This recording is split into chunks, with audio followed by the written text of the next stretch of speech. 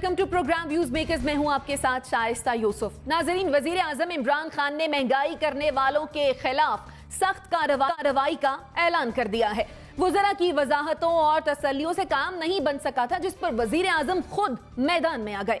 महंगाई से तंग आवाम की नजरें फिर वजीर आजम पर लग गई हैं। क्या इमरान खान बिजली, अद्वियात, चीनी और पेट्रोलियम मसनूआत की कीमतों में इजाफा करने और इससे नाजायज फायदा उठाने वालों के खिलाफ कुछ कर सकेंगे?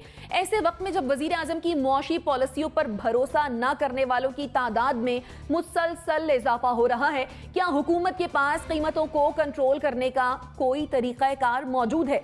हमारा सवाल है, वजीर आजम इमरान खान का महंगाई करने वालों के खिलाफ सख्त कार्रवाई करने का ऐलान, क्या हुकूमत जिम्मेदारों के खिलाफ कार्रवाई कर सकेगी? इस पर डिस्कशन के लिए जो मेहमान हमारे साथ तारुफ में आपसे करवा देती हूँ। हमें ज्वाइन किया है अतर काजमी साहब ने, जुनैरा अजहर साहिबा हमारे साथ मौजूद हैं, lieutenant general retired Amjad Shoaib साहब हमारे साथ मौजूद हैं, मुजम्मिल सोहरवर्दी भी हमें ज्वाइन कर चुके हैं और हमारे साथ मौजूद है नसीम सिद्दीकी साहब भी। आप तमाम मेहमानों के वक्त का बेहद शुक्रिया। जनरल साहब, आपकी जानिब आऊंगी, क्यों हुकूमत कोई फार्मूला तय नहीं कर पाती? इधर चीज 1 रुपए महंगी होती है, उधर दुकान में 5 रुपए की हो जाती है। जब मैकेनिज्म ही नहीं है तो हुकूमत कार्रवाई कैसे करेगी?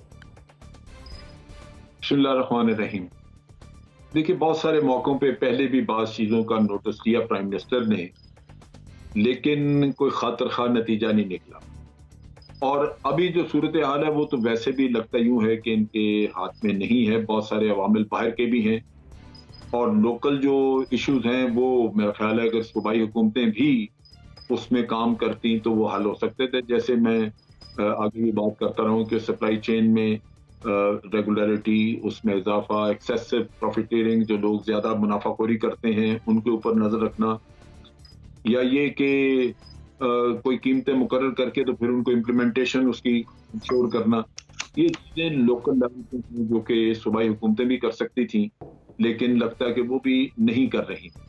तो मेरा ख्याल है कि सब कुछ जो है वो फेडरल गवर्नमेंट के अपने हाथ में भी नहीं है और ना ही फेडरल गवर्नमेंट ने पहले कोई ऐसी डेमोन्स्ट्रेशन हमें दी या ऐसी कोई कार्रवाई दिखाई जिससे ये अंदाजा हो कि अब भी हो जाएगा कुछ। कल ही एक प्रेस कॉन्फ्रेंस हुई जिसमें कि असद उमर ने एड्रेस किया और उन्होंने ये इंदिया दिया कि अभी मार्च तक तो शायद महंगाई इसी तरह बर्दाश्त करनी पड़े लोगों को। वो भी गवर्नमेंट को रिप्रेजेंट कर रहे थे, गवर्नमेंट के नुमाइंदे हैं। अगर एक्चुअली गवर्नमेंट ये महसूस करती है कि उनके हाथ में ये चीजें नहीं और मार्च तक शायद यही सिलसिला चलेगा, तो फिर प्राइम मिनिस्टर किस चीज का नोटिस ले रहा है? तो मेरा ये ख्याल है कि ये प्राइम मिनिस्टर को जब ब्रीफिंग्स वगैरह हुई बताया गया तो शायद मामला यहीं तक ही रहे, मजीद शायद कुछ न किए। ठीक है जुनैरा, जैसा कि हम देख रहे हैं कि आवाम को 2 चीज़ों का सामना है, एक तो महंगाई और दूसरी मसनूई महंगाई। कल भी हम बात कर रहे थे कि आवाम अब नाराज़ी से आगे की स्टेज पर निकल गई है, आवाम मायूस हो गई है। तो आवाम की जो ये मायूसी है, क्या हुकूमत के लिए खतरे की घंटी है?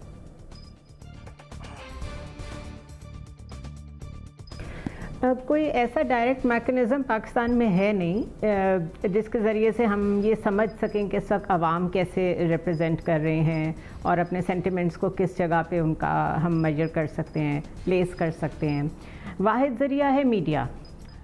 मीडिया जो है वो प्रेशर बिल्ड करता है, बातचीत करता है और वज़ीर आज़म तो समझते हैं कि मीडिया नहीं देखना चाहिए क्योंकि उसको देखें तो टेंशन बहुत होती है।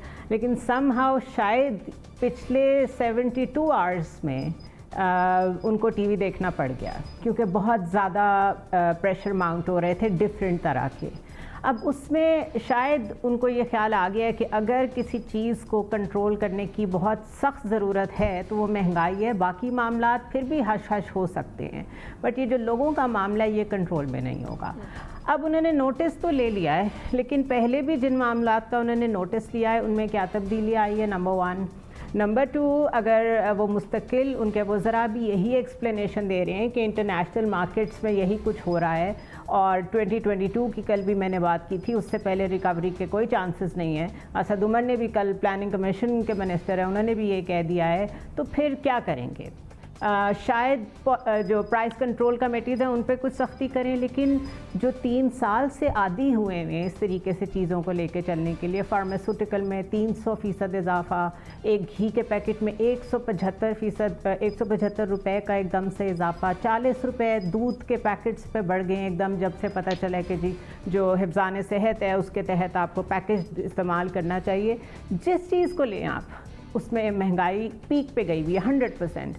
कैसे कंट्रोल करेंगे, क्या मैकेनिज्म है, नोटिस लेने से क्या होगा? अगर ब्रीफ भी कर देते तो शायद हम बेहतर बात कर पाते। लेकिन मेरा नहीं ख्याल कि एक जानिब ये कहना कि इंटरनेशनल इंडिकेटर्स ठीक नहीं है और दूसरी जानिब ये कहना कि हम सब्सिडीज़ देंगे, जबकि फवाद चौधरी कल कह रहे थे कि हम सब्सिडीज़ नहीं देंगे और IMF की भी ये शर्तें हैं कि सब्सिडीज़ पहली की दी हुई भी वापस लें।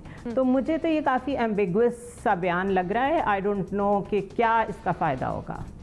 ठीक, मुजम्मिल साहब, हर दूसरे दिन हम देख रहे हैं कि खान साहब इजलास बुला रहे होते हैं, प्रेजेंटेशंस दी जाती हैं, हिदायत दी जाती हैं, लेकिन असर नहीं होता। सम्राट जो है वो आवाम तक नहीं पहुंचते, क्यों?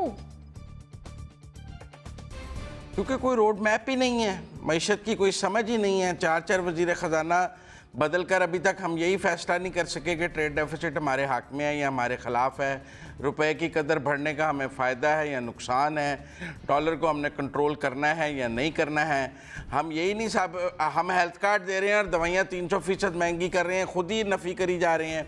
उस हेल्थ कार्ड से दवाइयाँ तो नहीं मिलनी है, दवाई तो आपने खुद ख़रीदनी है जाके। इसी तरह मैं समझता हूँ कि महंगाई आप सारा सूबाई हुकूमतों पर मत डालें।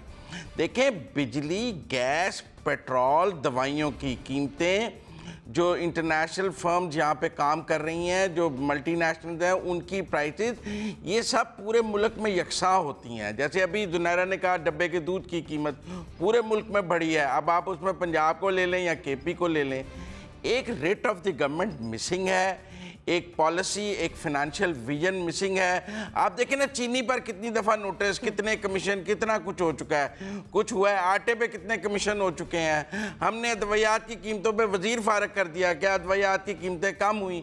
अब भी हम चीनी के टेंडर कर रहे हैं और टेंडर कैंसिल करते जा रहे हैं। कभी कहते हैं बम्पर क्रॉप है, कभी इंपोर्ट करना शुरू कर देते हैं, कभी एक्सपोर्ट करना शुरू कर देते हैं, फिर बाद में इंपोर्ट करना शुरू कर देते हैं। तो मैं समझता हूँ कि इस गवर्नमेंट के डिबैकल की एक ही वजह है कि इसके पास कोई फाइनेंशियल रोड मैप नहीं था आने से पहले।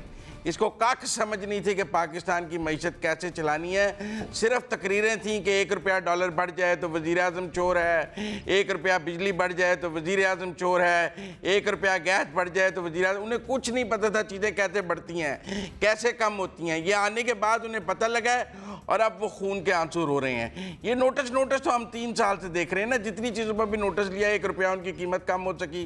खुद हुकूमत के अपने बयानात में इतने तजाद है। शौकत तरीन साहब कह रहे हैं कोई जो चीज़ें बढ़ गई हैं ये कम नहीं हो सकती, मतलब मजीद बढ़ सकती हैं, क्योंकि अभी हमारे IMF से बातचीत मुकम्मल नहीं हुई है। वो मुकम्मल होगी तो मजीद महंगाई होगी, क्योंकि वो कह रहे हैं कि बिजली 3 रुपए और बढ़ाएं, वो कह रहे हैं डॉलर को और फ्री फ्लोट पे छोड़ें, लोग कह रहे हैं 180 पे जाएगा, कोई कह रहा है कोई रोड मैप नहीं है।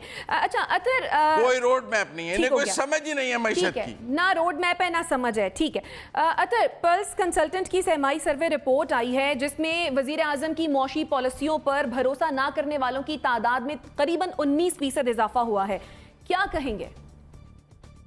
देखिए, ऑब्वियसली जब महंगाई बढ़ेगी और महंगाई का इम्पैक्ट होता है आम इंसान के ऊपर, जब वो उसका आम इंसान मुतासिर होगा तो वही चीज़ फिर आपको सर्वेस के अंदर भी सामने नजर आएगी। लेकिन अब एक तरफ तो देखें, महंगाई जो बढ़ रही है, हुकूमत कह रही है कि हम नोटिस लेंगे, लेकिन बहुत सारी ऐसी चीज़ें जो हुकूमत के कंट्रोल में नहीं है। अब पेट्रोल की कीमत वो किस तरह कम कर सकते हैं, या डॉलर जो जितना उसकी कीमत गिर गई तो अब जो चीज़ें इंपोर्ट हो रही हैं उनकी कीमतें किस तरह कम होंगी। और थोड़ा सा हमें अपने देखने वालों को बताना चाहिए कि हमेशा से, अगर आप कल ही में जुल्फकार अली भुट्टो साहब की एक पुरानी तकरीर सुन रहा था, उसमें वो कह रहे थे कि हम महंगाई को कंट्रोल करेंगे। महंगाई किस दौर में हमारे यहाँ कंट्रोल हुई है? हमेशा ऊपर ही ऊपर जाती रही है। अगर कोई हुकूमत ये दावा कर रही है कि हम महंगाई कम करेंगे, तो मेरा नहीं ख्याल, हाँ हो सकता है कि पेट्रोल की कीमत कम हो जाए जब आलमी मंडियों में पेट्रोल की कीमत कम हो। जहां तक हुकूमत की मौशी पॉलिसियों का ताल्लुक है, तो इससे पहले कौन से यहाँ पे नोबल इनाम याफ्ता साइंसदान बैठे हुए थे जिन्होंने मईशियत को बड़े बेहतरीन अंदाज में खान साहब के हवाले किया, और खान साहब ने आके मैशियत को बिल्कुल तबाह कर दिया। भाई, करंट अकाउंट का खसारा वो छोड़ के गए थे 22 बिलियन डॉलर का। बाकी जो आपके मुल्क की हालत थी वो भी आपको पता है। या तो होता ना कि मैशियत इस हालत में खान साहब को दी जाती और उसके बाद फिर उनसे गिला किया जाता कि इतनी अच्छी हालत में आपको दी गई थी तो अब खराब हो गई। आपका जो करंट अकाउंट डेफिसिट है वो भी उन्होंने खत्म किया।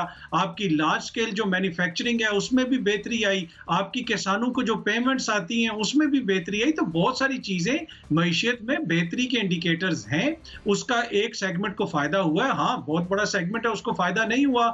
आम इंसान आप ग्लोबली देख लें, यूरोप से जापान तक हर तरफ यही सूरत हाल है। ठीक है, यानी आपके ख्याल में मईशत में बेहतरी के इंडिकेटर्स जो हैं वो हैं। जुनैरा, नसीम सिद्दीकी साहब का कमेंट लूँ, फिर उसकी आपकी जानिब आती हूँ। नसीम सिद्दीकी साहब, आपके ख्याल में महंगाई पर काबू पाने के लिए क्या वाकई में हुकूमत ने कोई इक़दाम उठाए हैं, कुछ किया है हुकूमत ने? बिस्मिल्लाहिर्रहमानिर्रहीम। शाइस्ता, एक दफ़ा बाबर ऐवान साहब को नोटिस मिला था तो उन्होंने कहा था नोटिस मिला कुछ नहीं हिलिया। तो इस मुल्क के अंदर जो है वो नोटिस लिए जाते हैं। अब 3 साल बाद भी आके वज़ीर आज़म नोटिस ले रहे हैं। क्या उनको पता नहीं है कि कितनी महंगाई हो गई है, कितनी बेरोज़गारी हो गई? अच्छा चले, महंगाई के बारे में ये कहते हैं कि पूरी दुनिया में महंगाई हो रही है, उसकी वजह से हमारे मुल्क में महंगाई बढ़ी है। ठीक है भाई, बढ़ रही है। आप ये जो बेरोज़गारी बढ़ रही है इसको तो कुछ कंट्रोल करें खुदा के वास्ते। आप अगर लोगों को रोज़गार देना शुरू कर देंगे तो चलो उनकी थोड़ी सी बाइंग कैपेसिटी बन जाएगी, महंगी चीज़ें भी ख़रीद लेंगे। लेकिन आप यहाँ देखें कि बेरोज़गारी बढ़ती जा रही है। आप कहते थे कि कंस्ट्रक्शन का बिज़नेस हम खोल रहे हैं, उनको बहुत ज़्यादा फैसिलिटेट कर रहे हैं, उसके साथ 70 सनतें चलेंगी।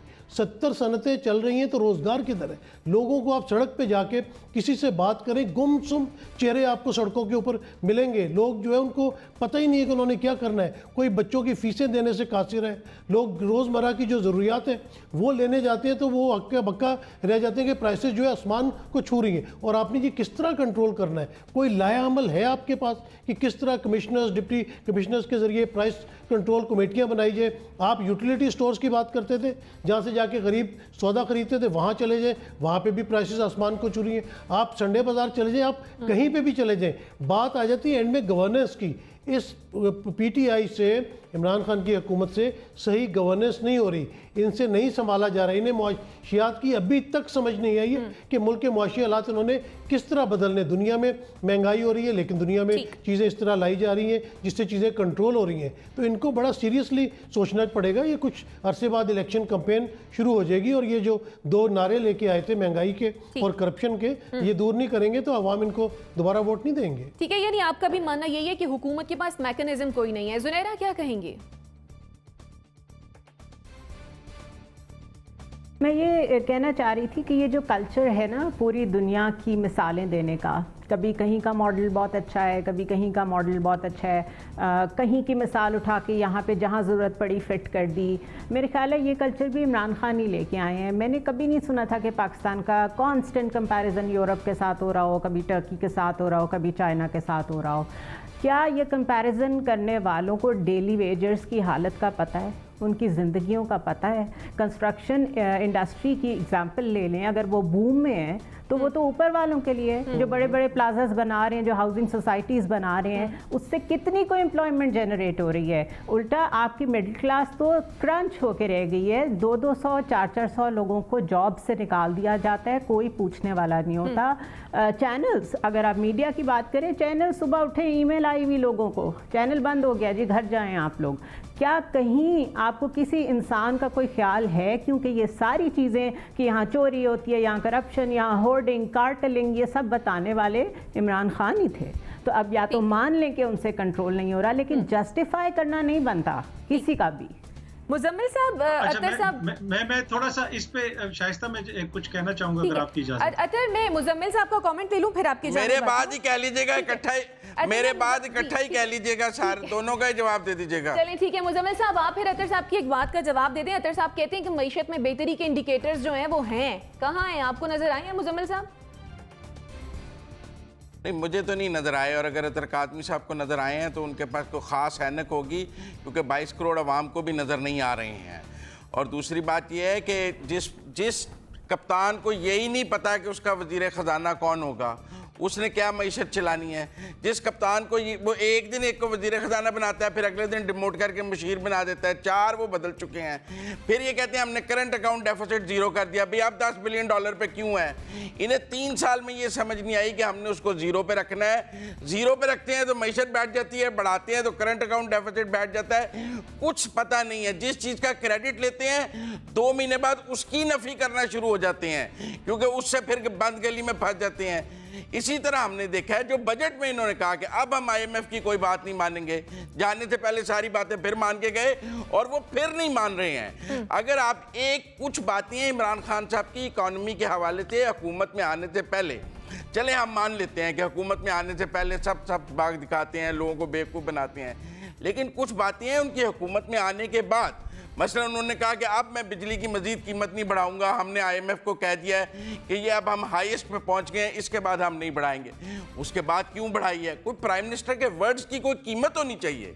अगर वो प्राइम मिनिस्टर कौम के साथ कोई बात कर रहा हो और उसने कहा है जून में खड़े होकर कि अब मैं कीमत नहीं बढ़ाऊंगा, IMF मुझ पर जितना भी प्रेशर डाले, उन अल्फाज की कोई कीमत होनी चाहिए। वो कहे अब मैं मजीद डिक्टेशन नहीं लूंगा, अब हम बिल्कुल पहुंच गए हैं वहां पे, इससे आगे नहीं चलेंगे, फिर आप लेने लग जाएं।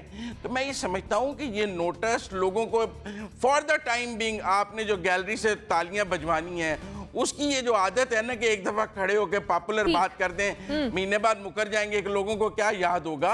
मीडिया है, क्लिप चल रहे हैं वापस कि अभी इमरान खान साहब ने कहा कि हम बिजली की कीमत नहीं बढ़ाएंगे, शौकत तरीन साहब ने बजट में कहा अब हम IMF की कोई बात नहीं मानेंगे, और अब सब कुछ हो रहा है। लिहाजा मैं समझता हूं कि हुकूमत की कोई सच तो बोलना शुरू कर दें। ठीक है, यानी आपके ख्याल में जो कहा जाता है वो किया नहीं जाता।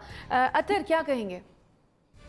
देखिए, जहां तक ये ताल्लुक है कि जी मईशत बिल्कुल ही डूब गई है, तो मैं अपने दोस्तों से कहूंगा कि वो मिफ्ता इस्माइल साहब से पूछ लें कि उनकी कंपनी को कितना मुनाफा हुआ है। वो रोज आके हुकूमत के ऊपर तनकीद करते हैं। इमरान खान के दौरे हुकूमत में उनकी कंपनी को काफी जो है अच्छा खासा हैंडसम इजाफा हुआ है, वो उनसे आप खुद भी पूछ सकते हैं। दूसरी बात यह है कि लोगों की बात, हाँ यकीनन आम आदमी उससे इफेक्टेड भी हुआ है, इस महंगाई से सब कुछ है, लेकिन एक तरह से ये तासुर देना कि जी एक पहली दफा ऐसा हो रहा है और इस हुकूमत की हर पॉलिसी गलत है। भाई सूबाई हुकूमतों का भी बीच में थोड़ा सा किरदार है, सिंध की हुकूमत का भी किरदार है, पंजाब की हुकूमत का भी किरदार है, जो लोकल लेवल के ऊपर एडमिनिस्ट्रेशन होती है उसका भी किरदार है, आपकी ब्यूरोक्रेसी का भी किरदार है। हाँ, हुकूमत की भी कोताही होगी, लेकिन ये एक होलिस्टिक सी हमें तस्वीर देखनी चाहिए, तो फिर हमें भी समझने में आसानी होगी। और दूसरी बात यह है कि हमने इन्फॉर्म्ड ओपिनियन देना है, हम पूरी दुनिया में जो देखते हैं उसका ओपिनियन देना, हमने सियासी बयान नहीं देना मरियम नवाज साहिबा की तरह या नवाज शरीफ साहब की तरह बयान दे दें कि ये वो जराए या मेरी लंदन तो क्या पाकिस्तान क्या, हमने वो नहीं देना। हमने तो दुनिया को बताना है कि ये हो रही है चीजें, ये इंफॉर्मेशन है पूरी दुनिया की, बाकी अवाम अपना माइंड खुद मेकअप करेगी। ठीक है, लेकिन मिफ्ता इस्माइल ये कह चुके हैं कि मेरी कंपनी का मईशत से क्या ताल्लुक है। अच्छा जनरल साहब, जो मईशत की सूरत हाल है इसके साथ इलेक्टेबल्स आवाम में वोट लेने जा सकते हैं आपके ख्याल में? देखिए, वोट लेने का तो डेफिनेटली मसला आएगा, क्योंकि अवाम में तो फिगर वर्क और इन चीजों को परखने का इतना उनके पास नहीं होती, इतनी अहलियत के वो ये कर सकें या वो दुनिया में क्या हालात हैं वो देख सकें। लेकिन आप ये देखिए कि क्या ये पिछली हुकूमतें भी हमारे साथ यही कुछ नहीं करती थी? आपको इकोनॉमी का जब बताया जाता था बहुत अच्छी है, ये है वो, तो वो जो पीछे छोड़ के गए थे वो भी मेरा ख्याल है 30 बिलियन के करीब उनका ट्रेड डेफिसिट था जो पकड़ा के गए थे। मसला ये है कि कभी कोई फिगर्स फजिंग करता है, कभी कोई आपको ये जो डॉलर कंट्रोल है वो कोई आर्टिफिशियली उसको मैनेज कर लेता है अपनी परफॉर्मेंस दिखाने के लिए, कभी आपको कहानियां कुछ और सुना दी जाती हैं कुकड अप फिगर्स दे के कि जी ये इतनी इकोनॉमी इस तरह तरक्की करी। ये कोई मैस आज जो बना है ये कोई एक दिन का या 2 साल 3 साल का खाता नहीं है जो आज हम जिसमें फंसे पड़े हैं। आप अगर कर्जों से जान छूटी होती तो आज आपके पास लेवरेज होता, आप IMF की बात सुनने की बजाय खुद काम कर रहे होते, आप देखते कि आपको सब्सिडी कहीं देनी है दे सकते थे आप। तो बात ये है कि ये जो आज हम देख रहे हैं मसला, ये अगली हुकूमत आएगी तो इससे बढ़ेगा, क्योंकि ये तो एक प्रोसेस है जो चल निकला हुआ और हमने कोई करेक्टिव मेजर्स हमने लिए ही नहीं, ना हम समझ सकें इस किस्से को कि हमने मिलकर इससे काम करना है और सारी पॉलिटिकल पार्टीज को ऑन बोर्ड रखना, वो तो कोई भी नहीं करना चाह रहा। तो यही होगा, अवाम जो है वो इसी तरह रोते धोते रहेंगे और ना कोई नोटिस लेने वाला कुछ कर सकेगा और ना ही मैं समझता हूँ कि कोई सूरत हाल अगली हुकूमत के आने में बेहतर होगी। ये प्रोसेस हमने जो चलाया हुआ है वो प्रोसेस ही फॉल्टी है जिसकी वजह से आज हम बहुत बुरे हाल। ठीक है, नसीम सिद्दीकी साहब, आपके ख्याल में कौन सी जमात जब हुकूमत में आई तो उनकी पॉलिसीज बेहतर थी? पाकिस्तान पीपल्स पार्टी की, मुस्लिम लीग नून की, या फिर पीटीआई की? नहीं, किसी की भी नहीं थी। आप हर दौर में देख लें, अगर हम डॉलर से ही कंपैरिजन करें तो डॉलर मैंने 36 रुपये का भी ख़रीदा हुआ है। तो ये तो मुसलसल बढ़ती जा रही है। और जो कर्जे लिए गए पिछली गवर्नमेंट्स में, आप देख लें कि अब उनका जो सूद हमें अदा करना पड़ रहा है, इस वक्त रुपए की कीमत गिरती चली जा रही है और उसकी बनिस्बत आपको बहुत ज़्यादा जो है पैसे वापस करने पड़ते हैं। तो चलिए यूं कह लें कि अवाम दोस्त पॉलिसीज किसी हुकूमत की रही। हाँ, ये जो इस जंगल में तो पीपल्स पार्टी और नून लीग की हुकूमत फंसा के गई है ना, जिसमें से पीटीआई को निकलना मुश्किल हो रहा है। ठीक हो गया। यानी सभी एनालिस्ट का मानना यह है कि हुकूमत के पास प्रॉपर मैकेनिज्म नहीं है। मुजम्मिल साहब, आप कुछ कहना चाहते हैं? मैं कुछ कहना चाहता हूँ। जी जी जी मुजम्मिल साहब। हाँ, यकीनन मैं, आपने सवाल किया कि मुस्लिम लीग नून और पीपल्स पार्टी की पॉलिसीज़ और पीटीआई की पॉलिसीज़ का। इस मुल्क में मार्शल अदवार में तो दूध की नहरें बहती रही हैं ना। जब मुशर्रफ गए थे तो मुल्क में लोड शेडिंग ही छोड़ के गए थे ना, जिसको अगले 10 साल हमने भुगता, क्योंकि मुशर्रफ ने 10 साल में ना कोई बिजली का प्लांट लगाया ना कुछ किया। आप उन अदवार को तो इतने सुनहरे अदवार कह देती हैं और मिस कर देती हैं जैसे वो बड़े, मेरा मतलब है जायज़। अच्छा, गैर जमहूरी को नहीं हमने एहतसाब में लाना, सिर्फ जमहूरियत का एहतसाब होगा। गैर जमहूरी को आम माफी है इस मुल्क में। चलें, जुनैरा, आप क्या? डैम बनाए थे, अयूब खान ने डैम बनाए थे, नहीं तो आज ये बिजली भी ना होती अगर वो ना होता अयूब खान। तो दुआएं दें सर उसको। ठीक बात है। हाँ, शाइस्ता दरिया भी दिए थे उसने, दरिया भी दे गया था भारत को। खाली डैम नहीं बनाए थे, दरिया भी दे के गया भारत। जुनैरा को बात कंप्लीट करने दीजिए। किसी जमहूरी हुकूमत ने दरिया नहीं दिए। ठीक है जी जुनैरा। देखिए हमारा बिल्कुल ये काम नहीं है कि हम किसी एक पार्टी के साथ खड़े होकर दूसरी पार्टी को सिर्फ for the hack of it बुरा कहना शुरू कर दें। हमारा काम है अवाम को रिप्रेजेंट करना और एक फेयर एनालिसिस देना। जो एक अवामी लीडर होता है ना, जिसने सही सियासी स्ट्रगल की होती है, वो किसी ना किसी तरीके से फिर भी जाके सरवाइव कर लेता है लोगों के सामने, चाहे वो दोबारा इलेक्शंस के लिए हो या जैसे भी हो। वो भुट्टो साहब को एक दफ़ा महंगाई की वजह से लोगों ने जूते दिखाए थे एक जलसे में, तो उन्होंने कहा अच्छा हाँ मैं बाटा से बात करूँगा कि जूते बहुत महंगे हो गए हैं, इसको सस्ता कर दें प्लीज़। तो वो लीडर थे, उनको सियासी सूझबूझ थी, उनको समझ आ रही थी ये क्या हो रहा है, उन्होंने उसको हैंडल किया। इस वक्त एक्सट्रीमिज्म वो वाली नहीं है जो भुट्टो के दौर में थी, जितने लोग तंग आए हुए हैं। तो खुदा न खास्ता अगर कोई ऐसी नौबत आ गई कि ये इलेक्शन कैंपेन के लिए बाहर निकले, तो उस वक्त ये अमेरिका यूरोप की मिसालें नहीं सुनेंगे लोग। वो सिर्फ देखेंगे हमारे पेट में क्या और हमारे किचन में क्या है। और पिछलों को तो छोड़ दें, वो तो थे ही बहुत बुरे, आपने खुद बताया था वो बहुत बुरे हैं। तो इसलिए ये बहुत केयरफुल हो के, मेरे ख्याल है उनको सपोर्ट करने वालों को भी बोलना चाहिए और ख़ुद इमरान खान को भी सोचना चाहिए। ठीक है जनरल साहब। देखिए बात ये है कि मुजम्मिल हमेशा घसीट के तो वो माशाल्लाह हुकूमतों को ले आते हैं और रोना शुरू करते हैं ये अयूब खान से। हालांकि उनके दौर में चीजें लाजमत बेहतर थी, लेकिन वो लेजिटिमेट रूलर्स नहीं थे। अब रोना ये है कि हमने डेमोक्रेसी को सबने अहद किया, सपोर्ट करना है। मुशर्रफ को तो लाने की कोई बात नहीं कर रहा, आप दुख रोएं उसका, लेकिन अगर कोई लाने की बात करो, जिनको लाना है, जिन्होंने आगे हुकूमतें करनी है, जो दावा कर रहे हैं कि हमने आना है, दुख तो उनका है कि वो हमें काट काट के खाते रहे, धोखे वो देते रहे। और फिर ये मार्शल का सबसे बड़ा जो हमें नुकसान हुआ है, पहला मार्शल हमें भुट्टो पकड़ा गया जो आज दिन तक जान को आया वो जिंदा है, वो खा गया हमें और फिर भी जिंदा है। दूसरा मार्शल हमें पकड़ा गया नवाज शरीफ, वो भी जिंदा है और आप जैसे लोग उसके लिए मरते जा रहे हैं। और तीसरा मार्शल आया जो मुशर्रफ का, वो एनआरओ करके सरदारी पकड़ा गया। मैं तो हाथ जोड़ता हूं लोगों के, खुदा का वास्ता दोबारा मार्शल के नजदीक ना जाएं, क्योंकि ये जो तोहफे छोड़ के जाते हैं आप उनके गुलाम हो जाते हैं और वो तोहफे आपका साथ सत्यानाश आपका करते रहते हैं। आप इतने गैर गुजरे लोग हैं कि मार्शल बुरा, लेकिन जो तोहफा दे के जाते हैं उसके साथ आप अपनी जान लगा देते हैं। ये इतने गैर गुजरे लोग हैं आप। ये आपको कभी फैसला करना होगा कि मार्शल ने जो तोहफे दिए हैं इनको भी उसी तरह समंदर में फेंकने जिस तरह हमने मार्शल को फेंका। तो आप अपनी सोच बेहतर कर लीजिए, सब ठीक हो जाएगा। सब ठीक हो जाएगा। नाज़रीन ब्रेक पर जाएंगे और जब वापस आएंगे फिर अगले सेगमेंट की जाने बढ़ते हैं। स्टे विद अस।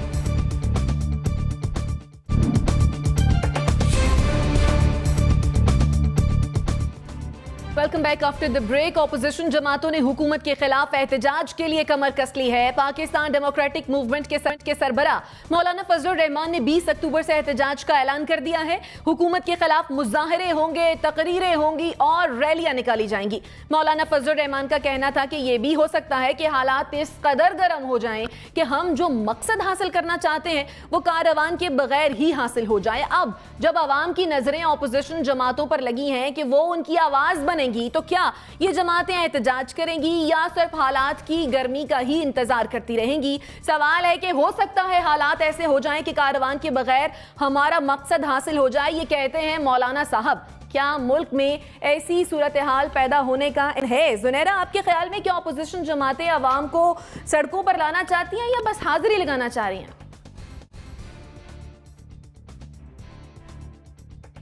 यही तो हमारा डायलेमा है। जिस तरह हम इमरान खान की गवर्नमेंट पे तनकीद करते हैं, ऑपोजिशन के लिए भी वही चीज़ें सच्ची बैठती हैं। वो सिर्फ मौके के इंतज़ार में रहते हैं। उनको सिर्फ ऐसी नीश चाहिए होती है, कोई ऐसा वेंटेज पॉइंट जिसको वो एक्सप्लॉइट कर सकें और चीज़ों को हाईजैक करें, चाहे उसमें आवाम का कोई मसला हो, चाहे उसमें कोई किसी इंस्टीट्यूशन के साथ कोई क्लैश चल रहा हो, कुछ भी हो, उन्हें सिर्फ उसको कैश कराना होता है। जब आपके पास कोई सही तहरीक नहीं होती, कोई सेंट्रल आइडिया, कोई सही मुतहर्रिक नहीं होता जो वाकई आपको कनेक्ट करता हो टू द मैसेस, तो फिर आप ऐसी बातें करते हैं जैसे फजलुर रहमान ने की हैं। उनको प्रॉब्लम्स क्या है आप उनके बयान में देख लें। उनको प्रॉब्लम ये है कि सरहद बंद हो गई है ईरान के साथ और अफ़गानिस्तान के साथ। ही इज़ नॉट बॉदर्ड कि इस वक्त जियोपॉलिटिकल हालात क्या हैं, वो सरहद क्यों बंद की गई है। हम सबको पता है उनका कारोबार उसी से चलता है, इसलिए उन्हें उसकी पड़ी हुई है। इसी तरह दूसरी जमातें अगर बल्दियाती इलेक्शंस की बात करते हैं, वो कहते हैं हमें बल्दियाती इलेक्शंस की नहीं, हमें जनरल इलेक्शंस की ज़रूरत है, बिकॉज मौलाना का लेना देना कोई नहीं है बल्दियाती निज़ाम से, उनको उससे फ़ायदा कोई नहीं होगा। तो हर कोई अपने अपने टनल विजन में सिर्फ अपने अपने ऑब्जेक्टिव को देख रहा है। साथ उन्होंने ये क्लैरिटी भी दे दी कि हम इन हाउस चेंज नहीं लेके आएंगे ताकि पीपल्स पार्टी अलहदा ही रहे। तो जब आप खुद डिवाइडेड हैं, आपके एजेंडाज इतने ज़्यादा सेल्फ ड्रिवन और सेल्फिश हैं आई वुड से, तो ऐसी ऑपोजिशन क्या कर लेगी? ठीक है, अपनी अपनी जमात को शायद बाहर निकाल ले, मदरसे के तलबा आ जाएंगे उनको फिर से सलूट मारने और वो बेचारे सलामी देने, उनको नहीं पता कि वो क्या कर रहे हैं। इससे ज़्यादा कुछ नहीं हो सकता। जैसी गवर्नमेंट है वैसी ही ऑपोजिशन है हमारे पास, यूजलेस। ठीक है, नसीम सिद्दीकी साहब, आपके ख्याल में ऑपोजिशन जमातें वाकई में एहतजाज के लिए तैयार हैं? और अगर हाँ, तो फिर क्या आगे जो मौसम आ रहा है वो इजाज़त देगा एहतजाज की? देखिए, ये एहतजाज किस बात पे करना चाहते हैं? इन्हीं की तो ये महंगाई फैलाई हुई है जो पिछली हुकूमतें करतूत करके गई थी, उसकी वजह से आवाम को भुगतना पड़ा है। और ये जो रैलियाँ निकालेंगे, जुलूस करेंगे, क्या उस पर खर्चे नहीं आएंगे?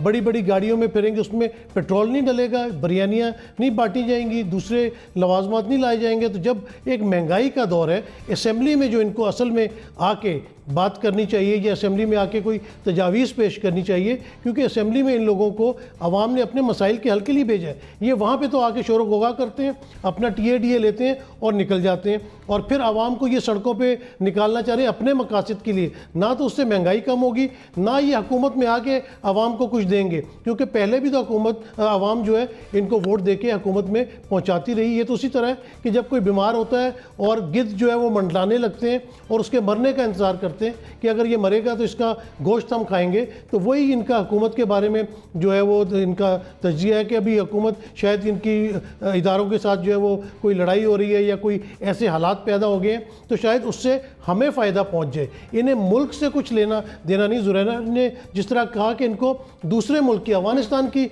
बड़ी फ़िक्र है कि जी वहाँ पे सरहद बंद हो गई, वहाँ पे कारोबार नहीं हो पा रहा। इन्हें अपने मुल्क की कोई फ़िक्र नहीं है। इनके पास कितने अदवार आए, कितने अरसे ये असम्बलियों में बैठे, इन्होंने आवाम को क्या दिया? कुछ भी नहीं दिया। तो अभी भी ये आवाम को सड़कों के ऊपर जलीलो ख्वार करेंगे। धरने जब होते हैं, सारा वक्त मैंने देखा कि जब मौलाना का धरना इस्लामाबाद में आया था तो यहाँ रात को ठिठुरती सर्दी में लोग बैठे रहते थे, एक दो की अमवात भी हो गई। लेकिन मौलाना साहब बड़ी गाड़ी में आते थे, थोड़ी देर तकरीर करते थे, फिर बड़ी गाड़ी में बैठे और चले गए। पिछले दिनों आपने देखा था कि शहबाज शरीफ साहब ने इनकी ज़ियाफ़त की थी और उसमें किस तरह अनवा अक़साम के खाने रखे गए थे। तो ये अपने किरदार से तो बिल्कुल भी साबित नहीं कर रहे कि इनको आवाम की कोई फ़िक्र है। इन्हें सिर्फ़ और सिर्फ हुकूमत लेने की फ़िक्र है, अपने इक़्तिदार की फ़िक्र है, इसके अलावा और कोई फ़िक्र नहीं। ठीक है, यानी आवाम की फ़िक्र नहीं है, अपना मंजन बेच रहे हैं। जनरल साहब, ये जो हालात की गर्मी का जिक्र कर रहे हैं मौलाना साहब, और जो कह रहे हैं कि शायद कारवान के बगैर ही मकसद उनका हल हो जाएगा, क्या आपके ख्याल में इसका इम्कान है?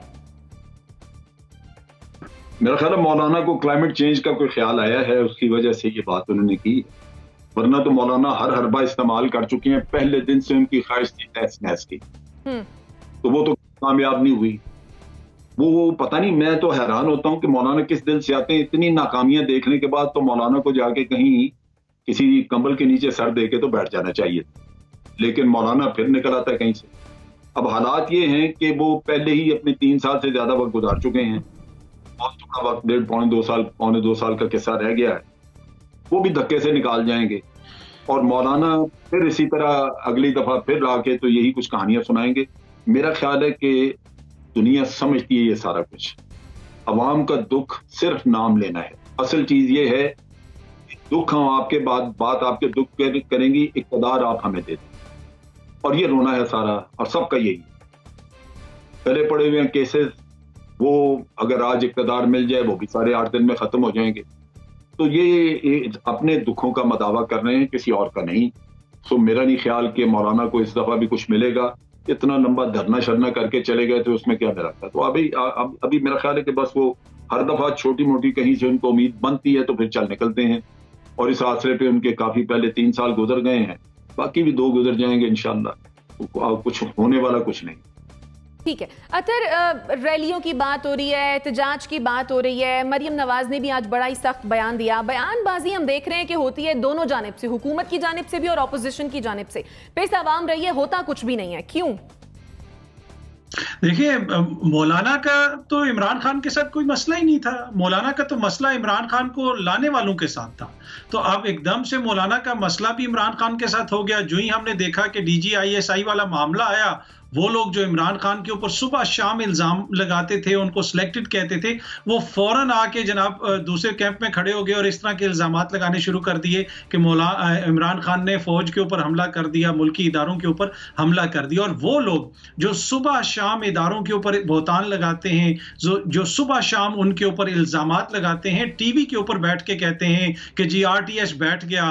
यही इल्जामात अगर वो किसी और मुल्क में लगा रहे होते तो फिर उनको अदालत में ये साबित करना पड़ता, और जब वो साबित ना कर पाते तो फिर क्या होता। तो वो जो बाहर की मिसालें देते हैं कि जी फलाने मुल्क में उसको जुर्माना हो गया, अपने मुल्क में आप टीवियों के ऊपर बैठ के किस किस्म के इल्जामात लगाते हैं इदारों के ऊपर, क्या कोई सहाफी उसको साबित कर सकता है? दूसरी बात यह है कि मौलाना साहब का इशू ये है, और जो दूसरी भी हमारी जो इस वक्त अपोजिशन की जमातें हैं जो पहले इक्तदार में थी, ये इनकी ओवर इमेजिनेशन नहीं होती है कि हर वक्त सोचते रहते हैं कि कोई साजिश हो रही है, कुछ होने वाला है, अगर ये बात हो गई तो यहां पे हमारा चांस निकल आएगा। और इसी वजह से ये इस हालत में पहुंच गए हैं कि ये हर वक्त इनके जहन के अंदर साजिश बनती रहती है, और उसमें बड़ा किरदार हमारे जो सहाफी दोस्त हैं, हमारी सहाफत भी उसमें प्ले करती है। वो जाके कहते हैं कि जी वो लड़ाई होगी इमरान खान की, अब ये हो गया, नया चांस बन गया, आप ये करें। लेकिन 3 साल में बार बार नाकामी के बावजूद उनको अभी तक समझ नहीं आ रहा कि चीजें चेंज हो चुकी हैं। इस तरह आपको कुछ नहीं मिलेगा। अवाम की अगर आपको सपोर्ट होगी तो आपको जरूर आगे इक्तदार भी मिलेगा,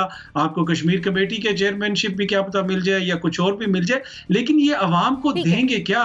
जो लोग अपने खानदानों से बाहर कोई ओहदा नहीं दे सकते तो अवाम उनके ऊपर किस तरह एतमाद करे? ठीक है, यानी अवाम को ये लोग कुछ नहीं दे सकते। मुजम्मिल साहब चले फर्ज कर लिया कि एहतजाज हुआ, रैलियां निकली और हुकूमत चली गई, ऑपोजिशन क्योंकि गवर्नमेंट इन वेटिंग होती है।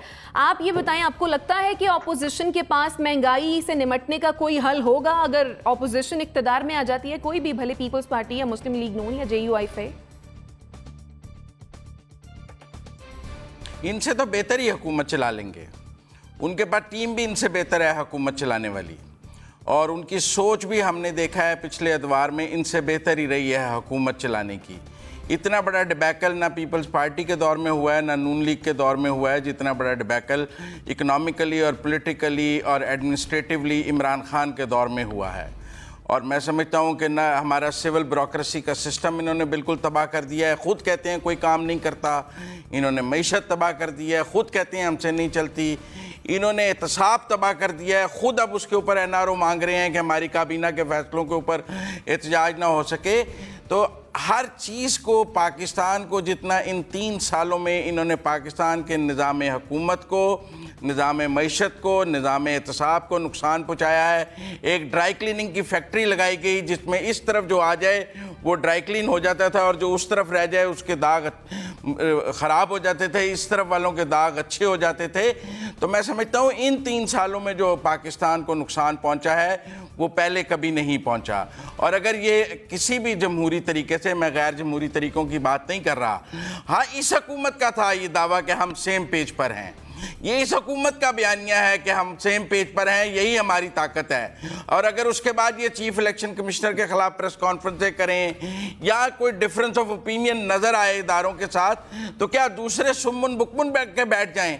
उन्हें बात करने की इजाज़त नहीं होनी चाहिए कि वो इस पर बात कर सकें, अपनी राय दे सकें। वो कहें नहीं इमरान खान जो कर रहा है वो बहुत ठीक कर रहा है, ये कैसे मुमकिन है? और आप भी कहने लग जाती हैं कि जी वो उससे फ़ायदा उठा रहे हैं। इमरान खान ने क्या किया था? मेरा मतलब है पॉलिटिक्स के यही असूल हैं कि आप इन रोड्स बनाते हैं अपने लिए। अंपायर अगर जानिबदार था तो ये पाकिस्तान का एक मसला था, और अगर वो गैर जानिबदार हो गया है तो ये पाकिस्तान की जमहूरियत के लिए अच्छा है। जमहूरी कुव्वतों को इस पर कहना नहीं चाहिए कि अगर अंपायर गैर जानिबदार है तो ये बेहतरीन हो गया है, इससे आगे काम ठीक चलेगा। क्या हम कहें नहीं अंपायर को जानिबदार ही रहना चाहिए, ये गैर जानिबदार हुआ है, ज्यादा बेहतर हुकूमत कर सकती है, आपका मानना ये है? नसीम सिद्दीकी साहब, जुनैरा का कमेंट ले लूं फिर आपकी जानिब आती हूं। जुनैरा, आप कुछ ऐड करना चाह रही थी? देखिए, सच जो होता है ना वो हर तरफ का सुनना चाहिए और देखना चाहिए। कोई पार्टी भी बिल्कुल ब्लैक नहीं होती, कोई भी वाइट नहीं होती। नवाज शरीफ और उनकी बाकियात से जाके अमेरिकन कौंसिल जर्नल का मिलना उन हालात में जब हमारी गवर्नमेंट से स्ट्रेट टॉक करते हैं आके अमेरिकन और ऐसी ऐसी डिमांड्स करते हैं और इस तरह के पॉलिटिकल मनूवर कर रहे हैं IMF के ज़रिए से, फैटफ के ज़रिए से, जिससे हम पे तकरीबन सैंक्शंस की तरह का इन्वायरमेंट बन गया है। वो भी ये बताता है कि बैरूनी कुव्वतों को इमरान खान सूट नहीं करता, उनको नवाज शरीफ सूट करता है। ये भी बात जहन में रखने की है, क्योंकि ठीक है महंगाई पे डिलीवर नहीं कर रहे, गवर्नेंस अच्छी नहीं है, कम से कम एक्सटर्नल थ्रेट का जरिया भी नहीं बन रहे हैं। तो ये बातें भी जहन में रखनी चाहिए ये बातें करते हुए। नसीम सिद्दीकी साहब, फैसला बिल्कुल मेरे दोस्तों का जो है 3 साल के पीछे उनको कुछ नज़र नहीं आता है। ठीक है इस वक्त PTI की गवर्नमेंट से परफॉर्मेंस नहीं हो रही, लेकिन अब सारा मुर्दे इल्ज़ाम PTI की गवर्नमेंट को ठहरा दे और बिल्कुल क्लीन चिट जो है मुस्लिम लीग नून, पीपल्स पार्टी जिन्होंने 35 साल इस मुल्क के ऊपर हुकूमत की है, 13 साल से अभी भी सिंध के अंदर पीपल्स पार्टी की हुकूमत है। वहाँ पर कौन सी दूध शहद की नहरें वहाँ पर बह रही हैं? और उसके अलावा आप इदारों की बात करते हैं, 90 के दहाई में जाएँ तो यही 2 पार्टीज़ ने मुल्क का क्या असर किया था, एक दूसरे की किस तरह किरदार कशी किया करते थे। उसके अलावा इदारों की बात करते हैं, डॉन लीक्स देख लें, किस मौके पे झगड़ा नहीं हुआ इदारों के साथ। तो सारा मलबा एक ही पार्टी के ऊपर डाल देना किसी भी तरह मुनासिब नहीं है। PTI गवर्नमेंट ठीक है इस वक्त परफॉर्म नहीं कर पा रही, लेकिन जिन्होंने 3 बारियां ली हैं उन्होंने इस मुल्क को क्या दी है। ठीक है, आपका पॉइंट आ गया। मैं ऐड कर दूं कुछ? ठीक है जी, अतर कहिए। बस मैं छोटा सा ऐड करूंगा। नहीं, वो पहले भी जुनैरा ने और सिद्दीकी साहब ने कह दिया, मैं ज्यादा दिल आजारी नहीं करना चाहता मुजम्मिल साहब की। सिर्फ इतना कहूंगा कि एहतसाब हो या कोई भी चीज हो, माजी में जिस तरह होता रहा और ये जजों के साथ जिस तरह की कॉल्स होती रही कि मियां साहब कह रहे हैं कि आज ही सजा दो, ठीक है कि नहीं, एक दिन का डिले ना करें, तो वो भी हमने सारी चीजें देखी हैं इसी। ठीक हो गया। मुजम्मिल साहब, आप कुछ कहना चाह रहे हैं? क्विकली कॉमेंट कीजिएगा, मुझे ब्रेक की जाने बढ़ना है। देखिए, नहीं, मैं ये कहना चाहता हूं कि ये जो डिप्लोमेटिक फेलियर्स हैं इमरान खान के, मतलब आप अभी फजलुर रहमान को कह रही थी कि उन्हें अफगानिस्तान का बड़ा फिक्र है। अफगानिस्तान के वकील तो इमरान खान बने हुए थे, जिसकी वजह से आज हमें पूरी दुनिया में आइसोलेशन का भी सामना है और तालिबान का मलबा भी हमारे ऊपर डल गया है। अब आप कहेंगे जी ये भी हमारा कसूर है कि इमरान खान ने वो इंटरव्यू दे दिया। मुजम्मिल साहब, आपका पॉइंट आ गया। जनरल साहब, क्विकली कमेंट कीजिएगा, इसके बाद मुझे ब्रेक की जाने बढ़ना है। सिर्फ इतना कहना चाह रहा हूं कि जिस दिन हमदुल्ला मुहिब ने पता नहीं क्या क्या उसने अल्फाज बोले, उस दिन मुझे बड़ा गुस्सा था, लेकिन जिस दिन मियां नवाज शरीफ ने उसको अपने यहाँ बिठा के दावत की, उस दिन मेरा जी चाह रहा था कि कुछ और कर दिया जाए। ठीक है, जिस आदमी में इतनी गैरत ना हो कि अपने वतन की इज्जत लुटी, वो बहुत चौराहे पे ला के रखे, जहां उसकी अपनी बेटी, अपने लोग, अपना कुंबा बैठा हुआ, उसको वो चकला कह रहा हो, ठीक है, और वो आदमी उसको कहा। ठीक है जय साहब, ठीक है, आपके सेंटिमेंट्स, आपकी का कमेंट आ गया। नाज़रीन, ब्रेक पर जाएंगे और से वापस आएंगे, फिर अगले सेगमेंट की जानिब बढ़ते हैं। Stay with us.